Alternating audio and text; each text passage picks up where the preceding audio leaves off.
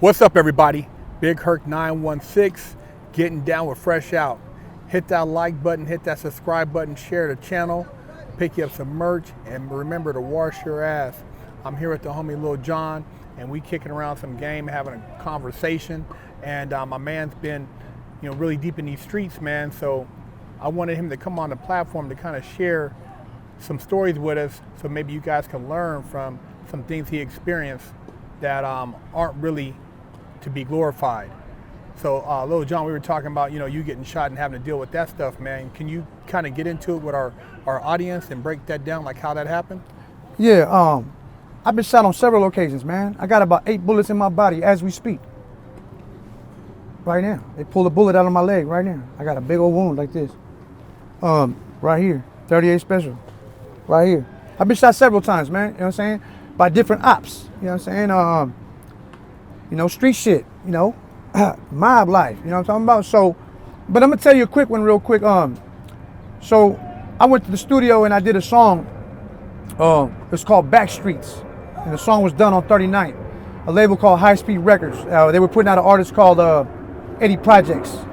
It didn't get too far. I mean, you know how it goes. Some flop, some make it. So it was pretty much like a failed act, I think he's still trying to come back. But anyhow, so I did a song with him, right? And it's called Backstreets. And it was pretty much talking about somebody want to see me, man, they can holler at me on these back streets, man. That was the theme of the song, right? So I was excited, man. You know what I'm saying? I was excited. I did the song. Rest in peace, Rapping Ryan. His little brother Lorenzo was there. You know what I'm saying? So I take the song and I was riding around the town listening to my song in my Explorer, right? And I picked up 2 of my homeboys. You know what I'm saying? One of them is resting in peace. The other one, shout out to Pecas. It's my homeboy. I talk to him periodically. So we go bust this move at this bar, and the ops come by on a Suburban on 24s, ragged up with their face covered. You know what I'm saying? They was wearing a red rag. You know what I'm saying? And dude jumped out with a pistol, man. He started busting at everybody. Whop, whop, whop, whop. You know what I'm saying? But he wasn't shooting at me. He was shooting at the crowd. Everybody break. He run up on me. He hit me 5 times in my back. Boom, boom. And I fall. When I try to run, I fall. He get from behind him. Bop, bop. You know what I'm saying? In my back. The homie let his head. He throw me in my car and drive me to Highland Hospital. Mind me, all this stuff is on record. You know what I'm saying? Like I said, I don't like to talk about stories. Anybody can tell you a story on YouTube, man, but you can't verify it. We don't know if it's true. That's why when I talk about something, you can verify my shit, man. My shit is real. But anyhow, so they drive me to the hospital. Police get on us on our way to the hospital. He can't stop, because if he stop, I'm about to die. He punched it. Taking red lights and everything, all the way to Highland Hospital. Striking all the way, taking red lights, police behind us, sirens going, everything. We get all the way to the emergency room. He jump out and run. We had probably like 50 feet, probably about 20 yards. We probably had like 20 yards ahead of him. So when he pulled up to the emergency room, he had a chance to open the door, jump out and run. They snatched him up later on. But I was in the back seat laid out. Get on the ground, whoa, whoa. Officer Joshi. Yeah.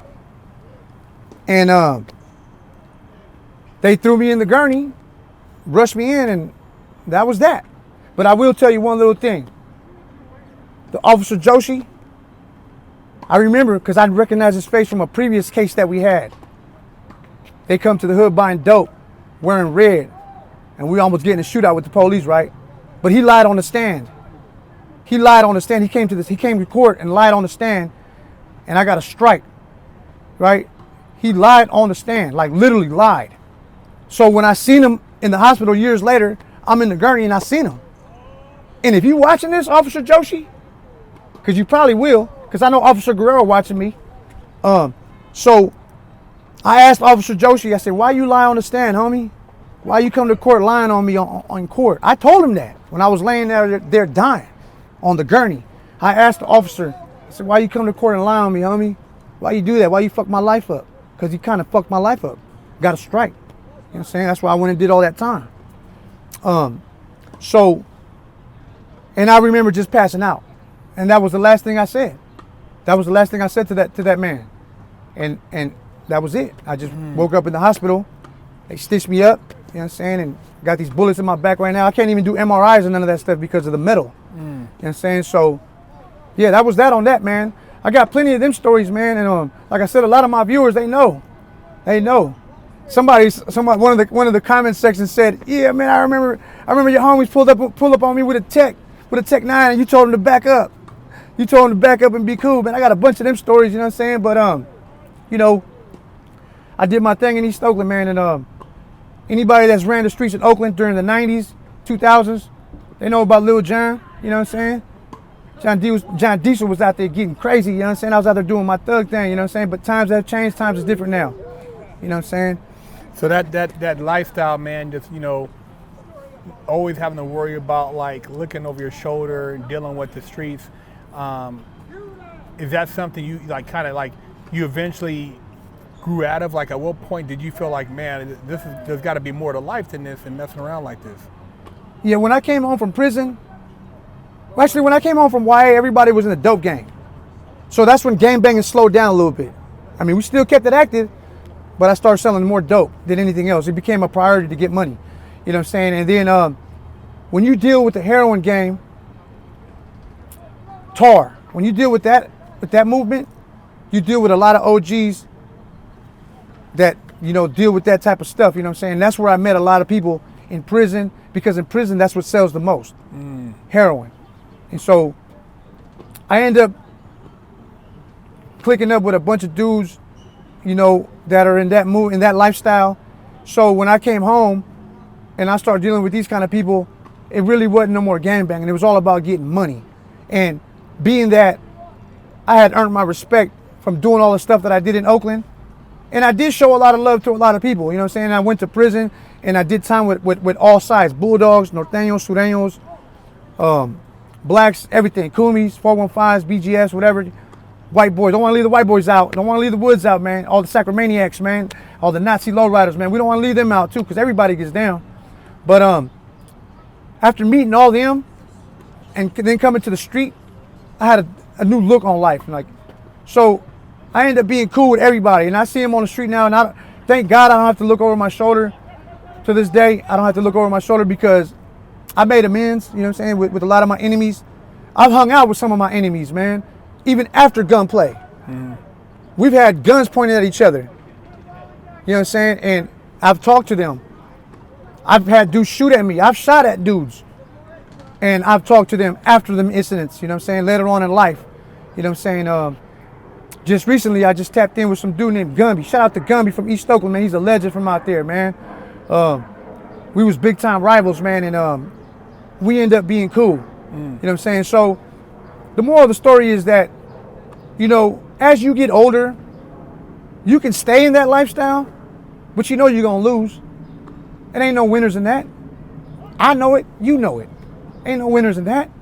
You can stay in that lifestyle and you know where you're gonna be. You're gonna be dead or in prison doing life. Or you can live a righteous lifestyle and be cool with everybody. Y'all know how I fuck with it. Y'all know how I'm cool with everybody. I ain't got no beefs with nobody. If I get on you about some funny shit you do on YouTube, that's because you did some funny shit. Ain't got nothing to do with no gang banging. Ain't got nothing to do with no politics, because I'm not out here politicking. Like I said, if I talk to my homies from prison that call me, I don't be talking to them about politics. I try to push that out their mind for a couple seconds, man. Talk to them about other things, man. You know what I'm saying? But anyhow, yeah, man. Oh, you know, and another thing, my baby mama, she's Colombian, man. I have 4 kids with her. You know what I'm saying? The dude that raised them, and my ex-brother-in-laws, they're half black, you know what I'm saying? Because her mom married a African-American dude who was a BGF associate. He got gunned down on 85th and East 14th on some dope shit. They gunned him down. You know what I'm saying? They ran up on him at the stop sign. Waka, waka, waka. Jumped in the van, drove it up the street, and they left him for dead in the vehicle. Rest in peace, Mert Nail, man. Murnell Lucas, Murnell Smith. For those of y'all that know, Murnell Lucas is related to related to Douglas Lucas, excuse me. Douglas Lucas was Too Short's hype man, Too Clean. If y'all remember back in the day, Too Short used to hang out with some rapper, some hype man dude his name was Too Clean. He always say Too Clean in the songs, Too Clean in the house. He'll mention that name. That was Too Short's hype man, Douglas Lucas. That's my ex-wife's cousin. You know what I'm saying? So, by marriage, you know, but still, you know what I'm saying? I had a lot of interaction with them, and so I know a lot about that. Yeah. The lot, you know, East Oakland, man, West Oakland. You know, a lot of people. They know Oakland through like the Loonies, Too Short, you know, Rap and Ron. You know, you have a lot of Spice One. You know, Oakland ain't no joke, man. I mean, you talking about a place that, you know, you got a lot of money, but it's also very violent. And, you know, the home of the Black Panthers, you know, Oakland's one of the few places they wouldn't, you know, it's the Bay. It wouldn't know, they wouldn't come in there with no gangbanging. They had their own thing, you know. Oakland had its own little politics, so definitely no joke. I did time with a lot of cats from Oakland, and shout out to Oakland, man. But yeah, man, I appreciate you coming on, sharing, you know, your lifestyle, your stories with our audience, man. Because like I said, a lot of things are glorified, and people think, oh man, this and that, and you're here to talk about it, but not everybody, you know, walks away from that able to still share their story. Right. And that's the big lesson at the end of the day, is to hopefully somebody watch this and save their life so they can make a choice before they end up in the dirt. Exactly. So there you have it. Big Herc 916, fresh out with Lil Jon. You tired of smelling like stanky butt, funky armpits? Wash your ass. Go to FreshOutSeries.com and pick you up a bar of soap.